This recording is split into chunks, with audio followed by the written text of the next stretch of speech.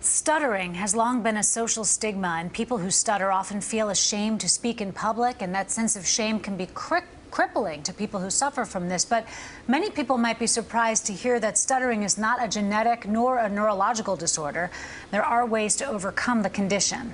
Here to tell us more about it is Chamonix Sikora, Executive Director of the American Institute for Stuttering, and Derek Wood, a client at the Institute. Welcome both. Thank you for being here. Thank you very much. Thank you. Derek, let's start with you. You can only imagine not having this experience, how painful and difficult it must be, embarrassing, all of the above. Yes. Tell us a little bit about what that's been like for you, and where are you in overcoming it? I mean, when I was really young, it was really bad, and you feel almost trapped inside your own skin. I mean, it's such a fundamental thing to be able to communicate well with other people. And it can, I mean, the range of emotions is just anger, frustration, fear. And I came to the American Institute for Stuttering like 3 years ago. I had a job where my boss was like, you need to do something about this.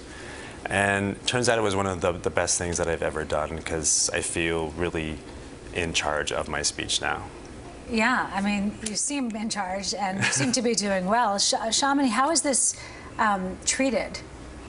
Well, at the American Institute for Stuttering, we really hone into both the physical aspects of speech production, so learning ways to get words out easier, stutter a bit easier, and increasing fluency, but also the psychological pieces, the way that stuttering can really increase fear and affect a person's life. It's interesting because it can cause fear, it can cause anxiety, but it's not caused by anxiety. Is that correct? And there are misconceptions about this. Yes. So absolutely, it's not caused by nerves or anxiety or a psychological disorder. We know now that stuttering actually is neurologically based and physically based. So something in the brain is causing a mistiming of messages to be sent down to the speech muscles, which close off and over tense and make it really difficult. Is there enough help out there for people who need it?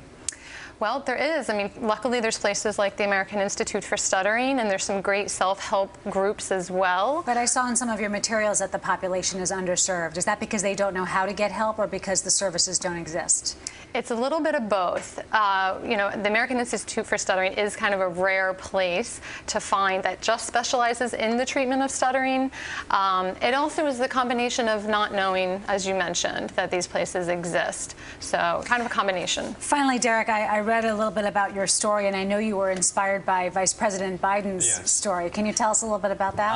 I think I was always under the idea that, as somebody who had a severe problem through my 20s and 30s, that I could only get this far with my speech. And when I learned that Joe Biden was a severe stutterer into his 20s, it sort of took the cap off of where I could go with my speech. I could see, oh, somebody who had a severe stutter dramatically changed their life. And so I thought, and ever since then, things have just gotten a lot better, a lot easier, yes. Okay, well, it's so great to hear that. It's good to have you here. Thank you. Important information.